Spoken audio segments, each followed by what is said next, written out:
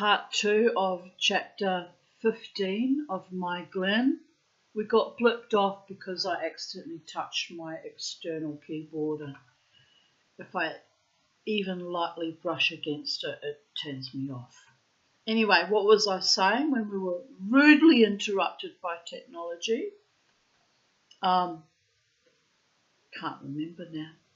Does it matter? No, we'll continue on with the story. I'm a bit annoyed because I was just in the flow of things. Oh yes, I was raving on about Botox and how unhappy I am about being poisoned to heal my body. And it is what it is, people. I'll just have to... I was talking about CPAP and how it took me 23 years to submit to that. And, you know, after 1 year and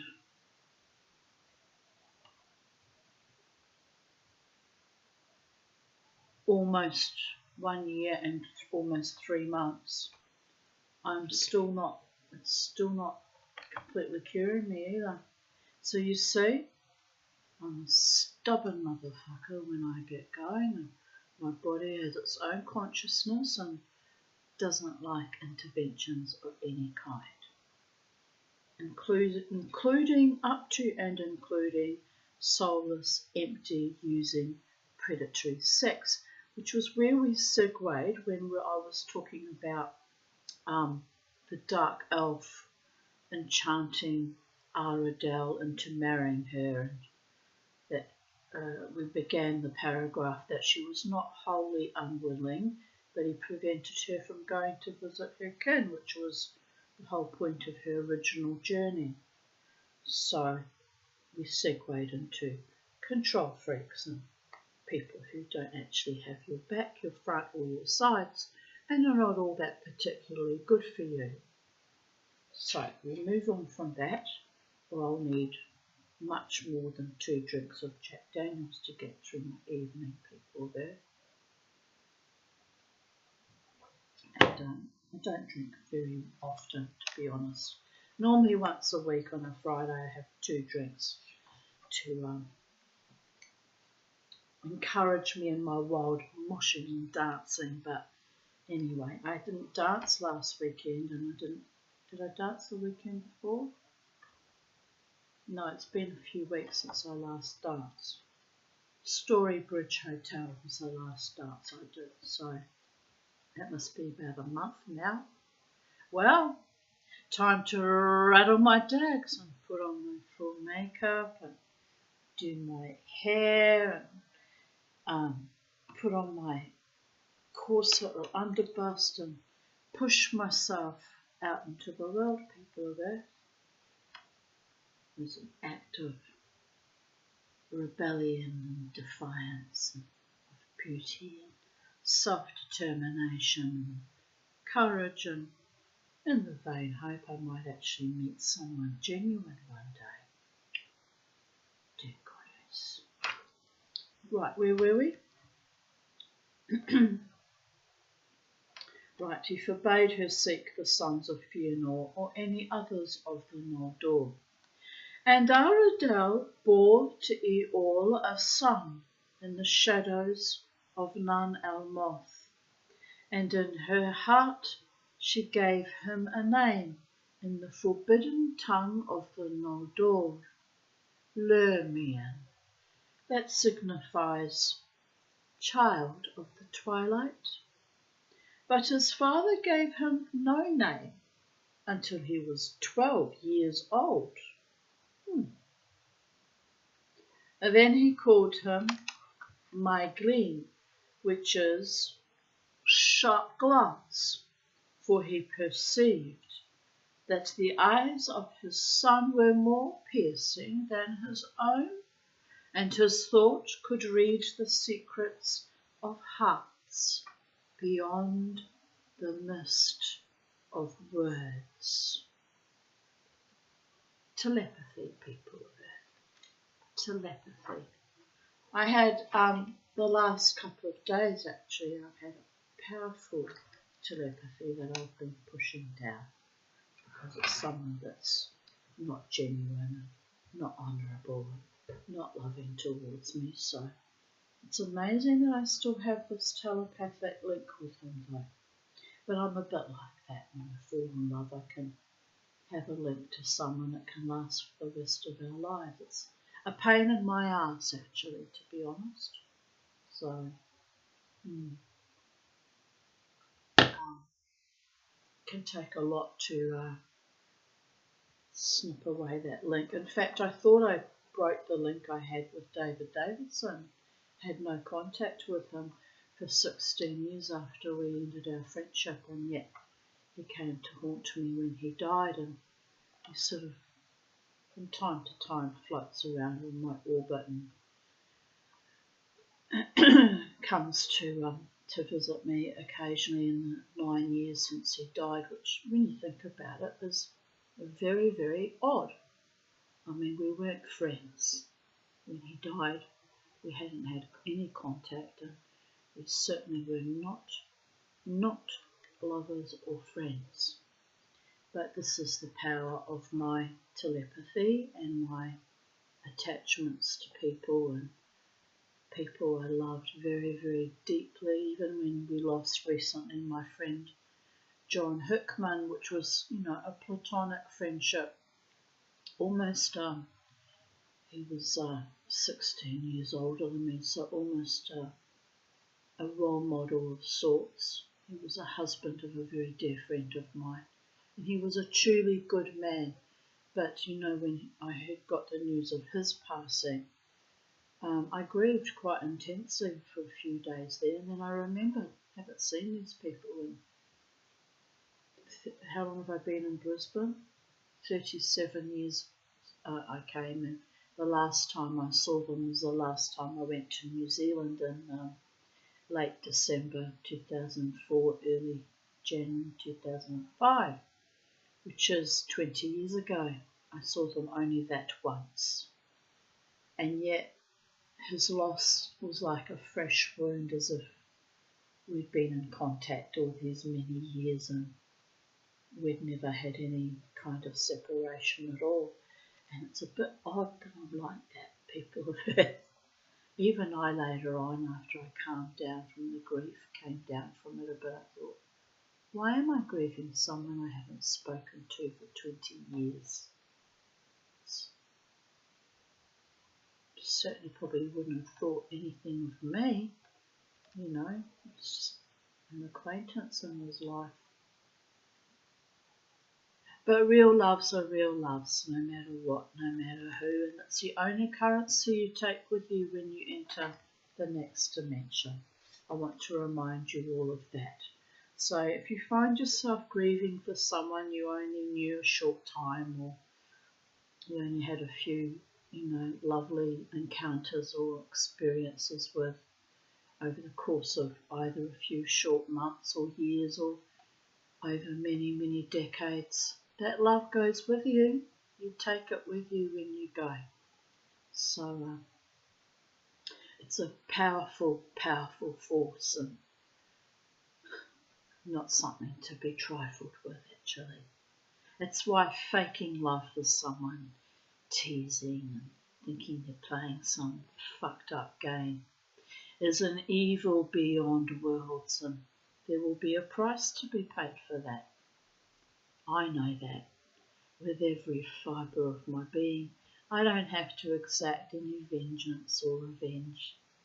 I'll just let them find out when they pass the price that will be paid and what the cost will be, because it's in the lap of the gods. But if you don't believe me, you can ask David Davidson, who treated me very, very badly, up to and including mock raping me in front of his young pubescent sons. He paid a heavy price for that. Trust me on that one. That's why he still cycles around me and says he's sorry and wants to fix everything. You can't fix anything from beyond the grave, people of Earth. The damage is already done, and you have to wear the consequences of your actions. Anyway, he knows that now. And what does the mama tea know? Nothing. I have another sip of Jack Daniels. Try not to be prosaic. It's not wise to make an enemy of me, especially when all I have done is love you, people of earth. She who was vomited back by the gods 16 times is a deeply loving but powerful woman, just saying.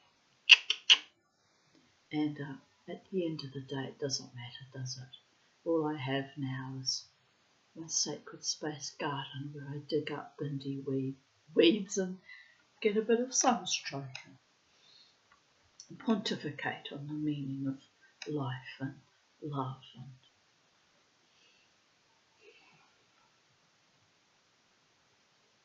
the machinations and the cosmic consciousness and the whirling cogs of the machinery of the multiverse. You had to have been there one too many times to know what I'm talking about. As Miglin grew to full stature, he resembled in face and form, or rather his kindred of the Nordor. But in mood and mind, he was the son of his father, dark and manipulative. His words were few save in matters that touched him near, and then his voice had a power to move those that heard him and to overthrow those that withstood him.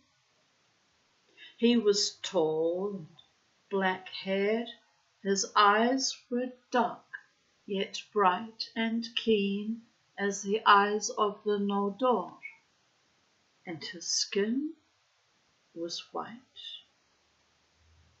Often he went with Eol to the cities of the dwarves in the east of Ered Linden. Sounds a bit like East London, doesn't it? I'm sure that's not what it's intended to be.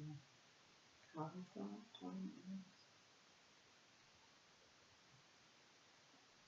had a wonderful mother figure though, who was a Cockney from East London, an Orthodox Jewish woman friend. She actually set me up with my husband when I was 17, which I should be very angry with her to this very day for that foolish error of judgment, but she thought that he would be good to me and we'd have a wonderful life together. That was her intention. So I forgave her because she had no idea what monster she was setting me up with, and I was barely out of adolescence. I had no idea either. So it is what it is, people of earth. To you, Auntie Sylvia Shine. I long ago forgave her because there are some things you can't possibly know unless you're in that relationship, lying in that bed and bearing that person, their children, being constantly abused mentally and emotionally and physically and financially and spiritually, and was one more thing I have survived, people of earth. And that is what it is. No regrets, je ne regrette rien, because if I had not married that nincompoop at the age of 19 and had my babies at 20 and a half and 22, I would not have even had the joy and delight of having had at least my own children. So I'm grateful for that much. It's all I can be grateful for. And yet my children have abandoned me, so there's a lot I could be ungrateful for, like the abandonment and the loss and the treachery and the viciousness and the apathy. But both my daughters, one is not mentally well at the moment, struggling, and The other's a full-blown fucking narcissist in the tradition of both family lines, so there is that's never ever going to magically turn to good, so I had to let that go. Let's repeat that sentence because I went on one of my little segues and I'm perfectly serious, letting things go. Often he went with Eeyore to the cities of the dwarves in the east of arid London. Jack Daniels and milk for the love of all the gods. And there he learned eagerly what they would teach, and above all the craft of finding the ores of metals in the mountains. What are you supposed to drink milk with? Isn't it Kahlua that you have with milk? I think it's Kahlua. Well, anyway, dear goddess, I'm not really a drinker, so it's all good, people there. I've reached the point that a bit of cannabis might come in handy, but I can't source any. It's probably for the best anyway. Yet it is said that my Glenn loved his mother better, and if Eeyore were abroad he would sit long beside her and listen to all that she could tell him of her kin and their deeds in Eldamar, and of the might and valour of the princes of the house of Fingolfin. All these things he laid to heart, but most of all that which he heard of Turgon, and that he had no heir.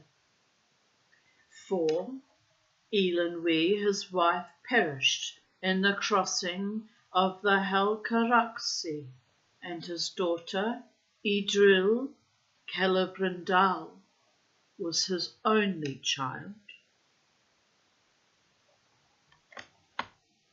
Just checking something, my darlings. Just checking something.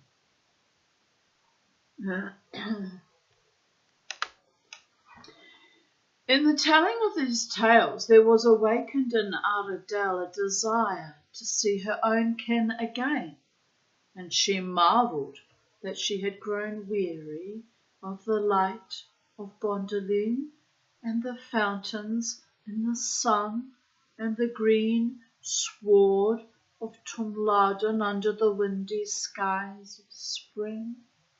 Moreover, she was often alone in the shadows when both her son and her husband were away. Of these tales also grew the first quarrels of Maegleen and Eeyore. For by no means would his mother reveal to Maegleen where Turgon dwelt, nor by what means one might come thither, and he bided his time, trusting yet to wheedle the secret from her, or perhaps to read her unguarded mind. But ere that could be done, he desired to look on the Noldor and speak with the sons of Fëanor, his kin that dwelt not far away.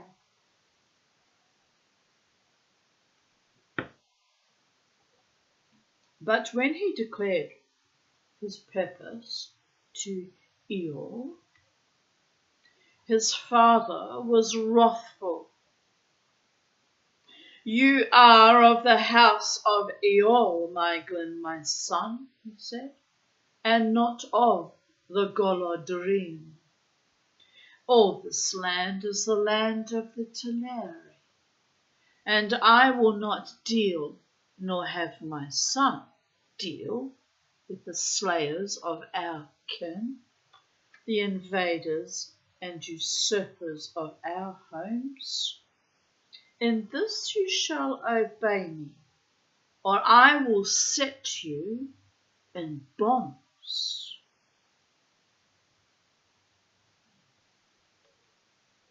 And Maegleen did not answer, was cold and silent, and went abroad no more with Eeyore, and Eeyore mistrusted him, your own son. It's a terrible thing when you learn to distrust your own progeny, or in my case, my own mother, father, stepfathers, pedophile godfather, brother-in-law. Then I married and I had another evil brother-in-law to contend with. Enough already. It's enough.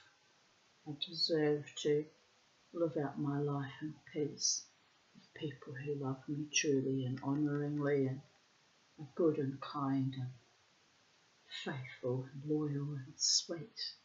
Don't you think? I think so too. But what have I got to look forward to? Three-Eye Atlas,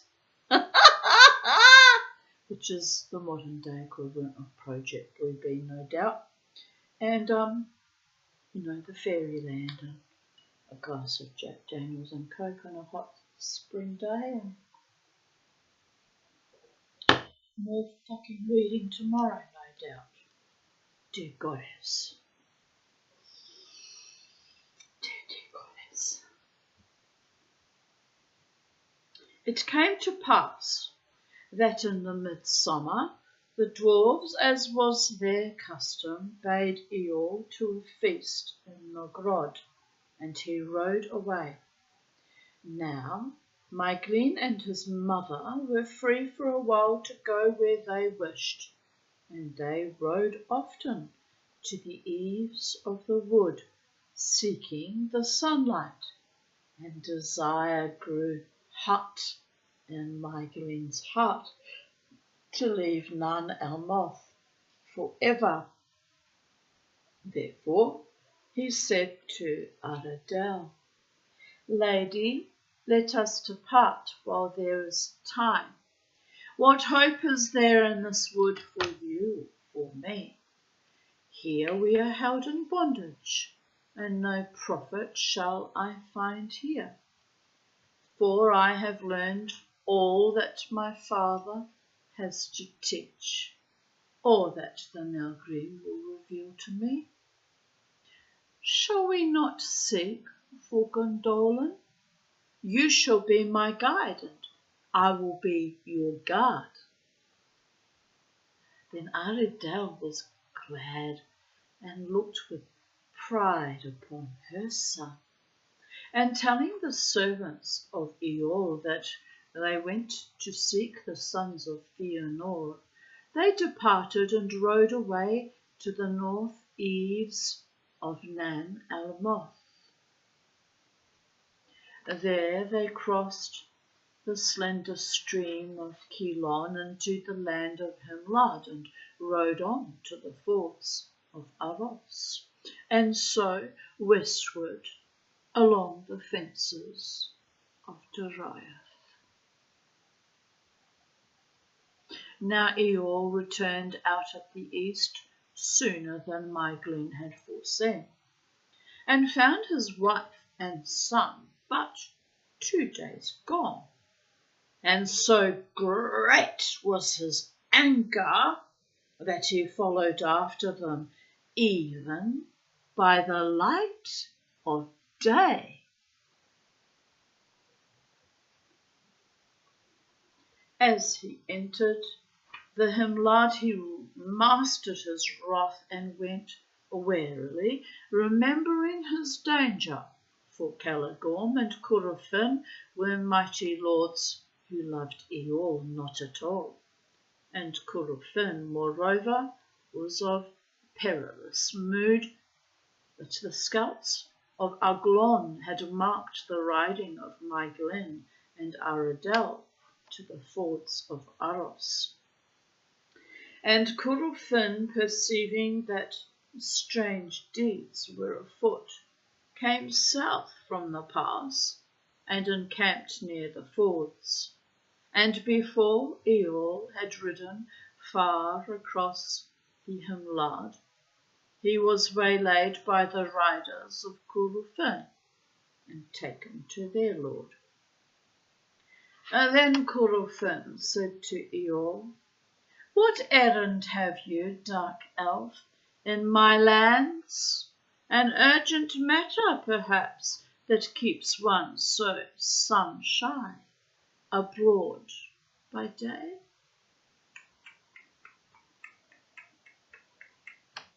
I used to love it when I was a night owl and I lived my life through the night, avoiding thereby the sun, sunburn, skin cancers, putrescence and decay, and vicious, sadistic skin doctors that want to charge hundreds of dollars just for a fucking checkup.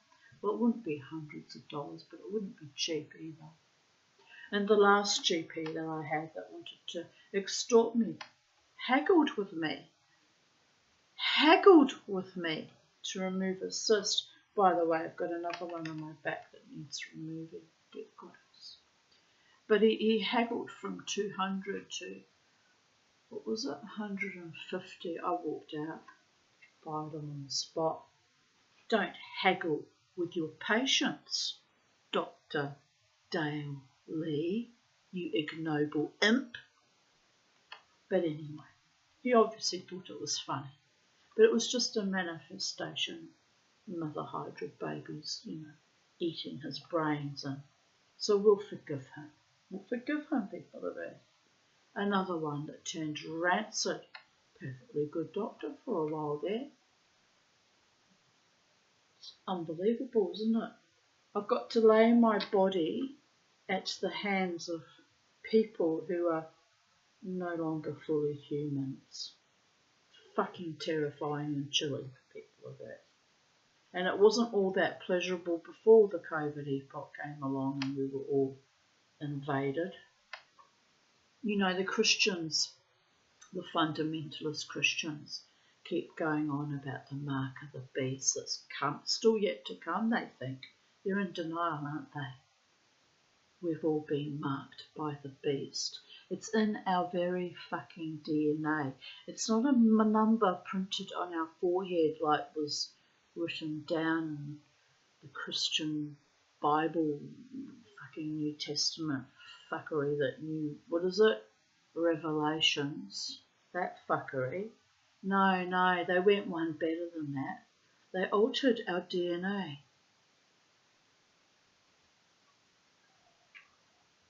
The number of the beast. What's the number of DNA? Where they altered it. Someone can find out and research it for me and tell me back. I don't actually want to think about it anymore tonight. Otherwise, there's not enough Jack Daniels in the world that can ease that pain.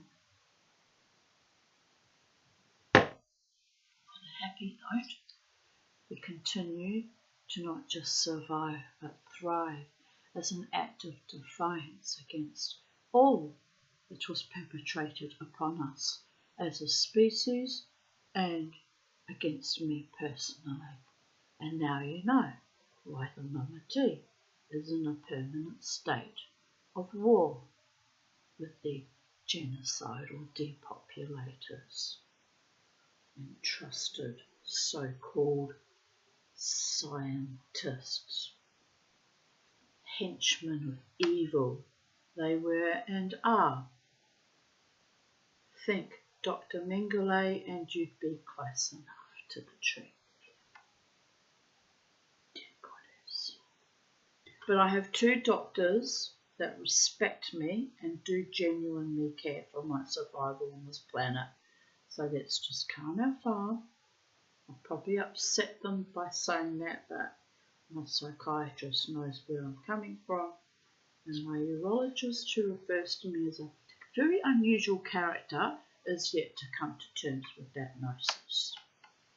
There's much that I have survived that even she will never comprehend, perhaps, ever, not in this lifetime anyway. It's cost me dear, my own children, my grandchildren, and lovers.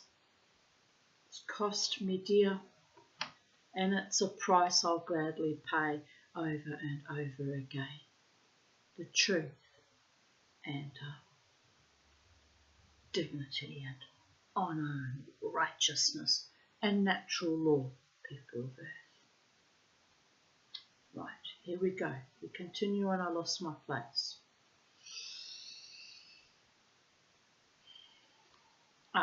He asked him, what errand have you, dark elf? An urgent matter, perhaps, that keeps one so sun-shy abroad by day. But Eol, knowing his peril, restrained the bitter words that arose in his mind, which is wise. Sometimes silence is the only answer.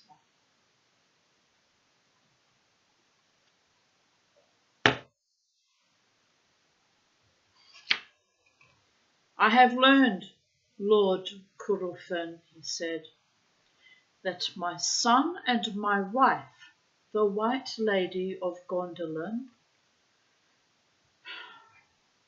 I'm a bit triggered because my mother only ever wore white in the last years of her life, and I gave her a funeral by the White Lady funeral directors in honour of that alone.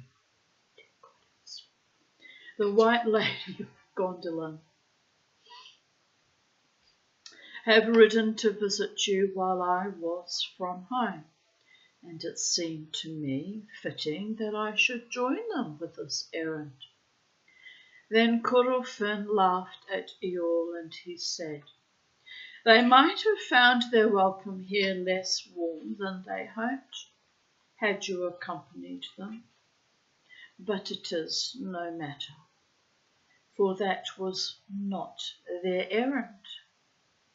It is not 2 days since they passed over the Arosiach, and thence rode swiftly westward.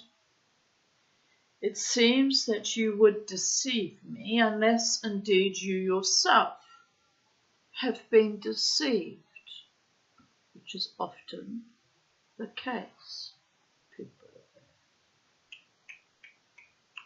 And trust no one, take no prisoners, words to live by. And Eol answered, then, Lord, perhaps you will give me leave to go to discover the truth of this matter. You have my leave, but not my love, said Curufin. The sooner you depart from my land, the better will it please me. Straightforward, like a man who speaks his truth. Then Eol mounted his horse, saying, it is good, Lord Curufin, to find a kinsman thus kindly at need. I will remember it when I return. Then Curufin looked darkly upon Eol. Do not flaunt the title of your wife before me, he said, for those who steal the daughters of the Noldor and wed them without gift and leave do not gain kinship with their kin. I have given you leave to go. Take it and be gone. By the laws of the Eldar, I may not slay you at this time. And this counsel I add. Return now to your dwelling in the darkness of Nun Elmoth, for my heart warns me that if you now pursue those who love you no more, never will you return thither.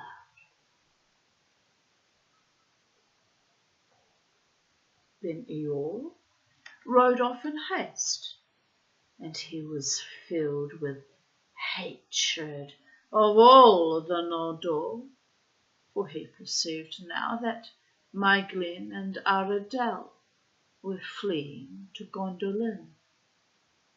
And driven by anger, and the shame of his humiliation. He crossed the fords of Aros and rode hard upon the way that they had gone before. But though they knew not that he followed them, he had the swiftest steed.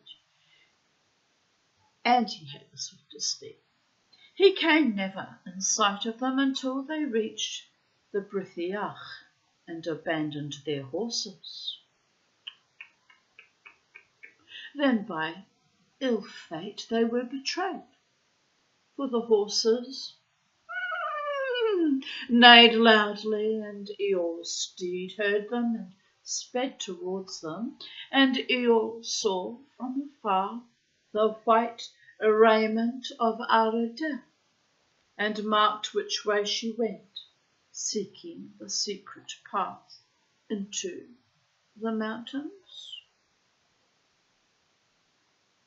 Now Aradel and Mygleen came to the outer gate of Gondolin, and the dark guard under the mountains, and there she was received with joy, and passing through the 7 gates, she came with Mygleen to talk on upon Amon Gwareth.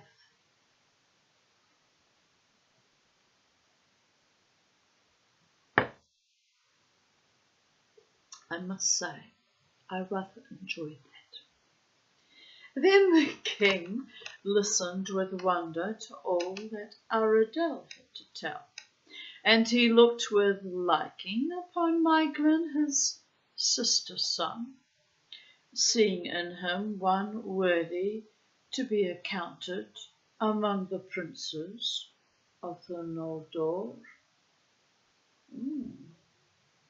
Worthy. There's few that are worthy. Few, very few people of earth.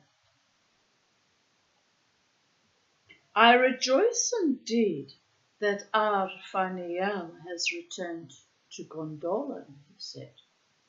And now, more fair again shall my city seem than in the days when I deemed her lost, and Mygleen shall have the highest honour in my realm. Then Mygleen bowed low and took Turgon for lord and king to do all his will. But thereafter he stood silent and watchful, for the bliss and splendour of Gondolin surpassed all that he had imagined from the tales of his mother, and he was amazed by the strength of the city and the hosts of its people. Pardon me. And the many things strange and beautiful that he beheld. Yet to none were his eyes more often drawn than to Idril, the king's daughter, who sat beside him, for she was golden as the Vanya, her mother's kindred, and she seemed to him as the sun from which all the king's hall drew its light. Very likely, when you fall in love, you're drawn by that light, are you not, my darlings? It's sweet. It's very sweet. But Eor, following after Aradel, found the dry river and the secret path, and so, creeping in by stealth, he came to the guard, and was taken and questioned. And when the guard heard that he claimed Aredal as wife, they were amazed and sent a swift messenger to the city, and he came to the king's hall. "Lord," he cried, "the guard have taken captive one that came by stealth to the dark gate. Eeyore he names himself, and he is a tall elf, dark and grim, of the kindred of the Sundar.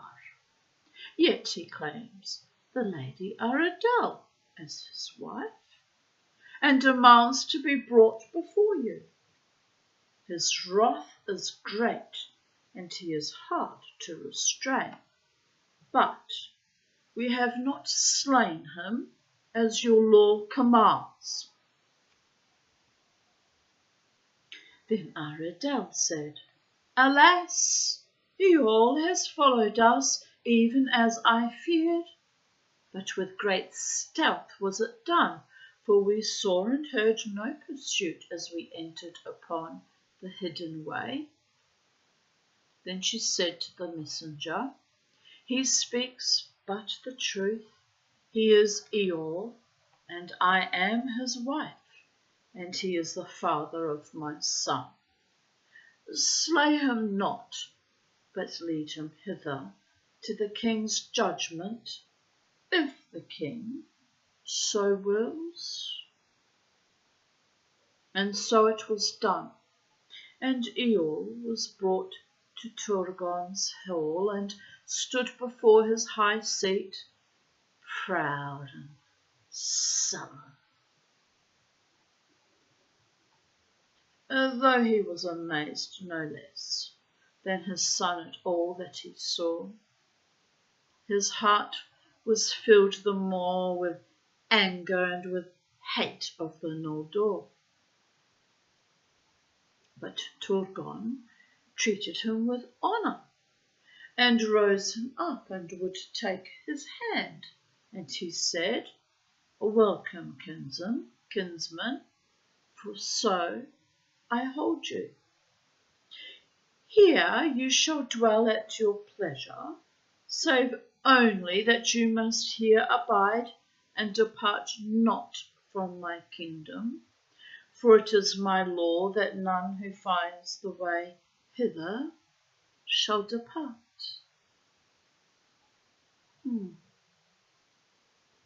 But Eeyore withdrew his hand. "I acknowledge not your law," he said. "No right have you or any of your kin in this land to seize realms or to set bounds either here or there. This is the land of the Teleri, to which you bring war and all unquiet, dealing ever proudly and unjustly. I care nothing for your secrets, and I came not to spy upon you, but to claim my own, my wife, and my son. Yet, if in Aredal your sister you have some claim, then let her remain. Let the bird go back to the cage, where soon she will sicken again, as she sickened before. But not so, my Gleam. My son you shall not withhold from me." I feel the same way about my daughters, even though we're estranged, do you understand? It's a bit odd. A mother remains a mother till her dying breath. Remember that, people of Earth. Come, my Gleam, son of Eeyore. Your father commands you. Leave the house of his enemies and the slayers of his kin, or be accursed. But my Gleam answered nothing. Then Turgon sat in his high seat, holding his staff of doom, and in a stern voice spoke, I will not debate with you, dark elf. By the swords of the Noldor alone are your sunless woods defended. Your freedom to wander there wild you owe to my kin, and but for them long since you would have laboured in thraldom in the pits of Unbond. And here I am king, and whether you will it or will it not, my doom is law. My doom is law. This choice only is given to you, to abide here or to die here, and so also for your son. Then Eol looked into the eyes of King Turgon.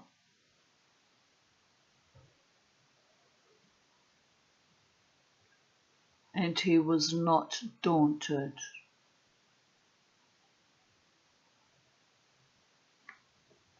But stood long, without word or movement, while a still silence fell upon the hall. And Aredel was afraid, knowing that he was perilous. Suddenly, swift as serpent, he seized a javelin that he held hid beneath his cloak, and cast it at my glen, crying, The second choice I take, and for my son also. You shall not hold what is mine. That's possessiveness that even the Mamati would not go so far as to slay my own progeny rather than lose them to the COVIDian insanity, which is the price I paid for them not listening to my wise counsel, by the way. Although, to be fair, I lost Jasmine many years prior, but that was just the fucking icing on the cake. But Aredel sprang before the dart, and it smote her in the shoulder, and Eol was overborne by many and set in bonds and led away, while others tended Aredel. But my Glen, looking upon his father, was silent. It's a bit chilling when you realise your father would prefer to murder you rather than lose you to strangers for eternity. I can kind of see, both sides of that, but it's a difficult choice to make. One that I did not choose but was cast upon me by ignominy and befoulments. And Mother Hydra babies, by the way. Can we all say, all together now, ADHD? Adverse reactions. The poisoning of my species and my own progeny, which is why I'm not happy about Botox either. I need to get pissed. This isn't enough, is it? What can we do to eviscerate ourselves from our known reality? And I think people of that. We will need to be courageous and laugh and dance in the eternal summerlands of our own defiant imaginings. It was appointed that Eol should be brought on the next day to the king's judgment, and Aredel and Idril moved Turgon to mercy, But in the evening Aradel sickened, though the wound had seemed little, and she fell into the darkness. Pardon me. And in the night she died. For the point of the javelin was poisoned, though none knew it until too late. He really meant business, didn't he? They were not going to leave without him. They were not going to leave at all. So he really was a dark elf, and evil, and wicked, and selfish, narcissistic, and manipulative, and greedy, and corrupt. We've seen them all, haven't we, people of Earth? We've seen them all, and we've survived them all. Therefore, we should be happy and blessed amongst all women. Ironic. And therefore, when Eol was brought before Turgon, he found no mercy, and they led him forth to the Caragdur, a precipice of black rock upon the north side of the hill of Gondolin, there to cast him down from the sheer walls of the city. And Myglen stood by and said nothing, but at the last Eol cried out, "So you forsake your father and his kin, ill-gotten son. Here shall you fail of all your hopes, and here may you yet die the same death as I."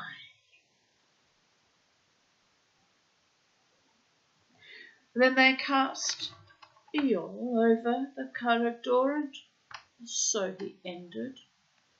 And to all in Gondolin it seemed just. But Idril was troubled, and from that day she mistrusted her kinsman. But Myglen prospered and grew great among the Gondolin dream, praised by all, and high in the favour of Turgon. For if he would learn eagerly and swiftly all that he might, he had much also to teach. And he gathered about him all such as had the most bent to smithcraft and mining, and he sought in the Echoriath, which are the encircling mountains, and found rich lodes of ore of diverse metals. Most he prized the hard iron of the mine of Angarbar in the north of the Echoriath, and thence he got a wealth of forged metal and of steel, so that the arms of the Gondola dream were made ever stronger and more keen. And that stood them in good stead in the days to come. Wise in counsel was Myglen, and wary, and yet hardy and valiant at need. And that was seen in after days. For when in the dread year of their Nenaeath, Arnidiad, Turgon opened his leaguer and marched forth to the help of Fingon in the north, Myglen would not remain in Gondolin as regent of the king, but went to war beside Turgon, and proved fell and fearless in battle.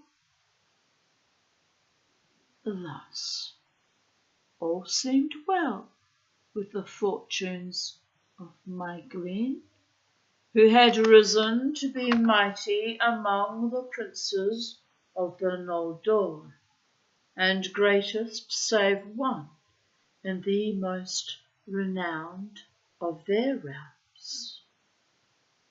Yet he did not reveal his heart, and, ouch, goodness, and although not all things went as he would, he endured it in silence, hiding his mind so that few could read it, unless it were Idril Celebrimbor.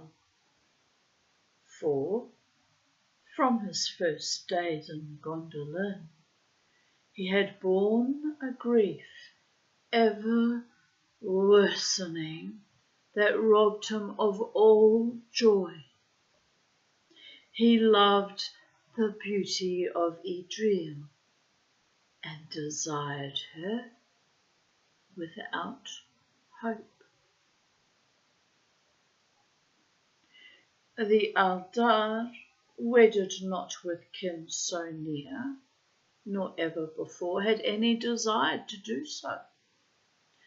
And however that might be, Idril loved Maeglan not at all, and knowing his thought of her, she loved him the less. For it seemed to her a thing strange and crooked in him, as indeed the Eldar have since, as indeed the Eldar ever since have deemed it, an evil fruit of the kinslaying, whereby the shadow of the curse of Mandos fell upon the last hope of the Noldor. But as the years passed, still Maeglan watched Idril and waited, and his love turned to darkness in his heart. And he sought the more to have his will in other matters, shirking no toil or burden, if he might thereby have power. Thus it was in Gondolin, and amid all the bliss of that realm, while its glory lasted, a dark seed of evil was sown.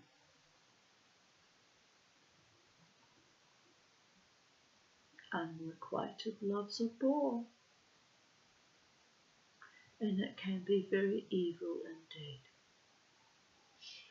She's not living in that reality.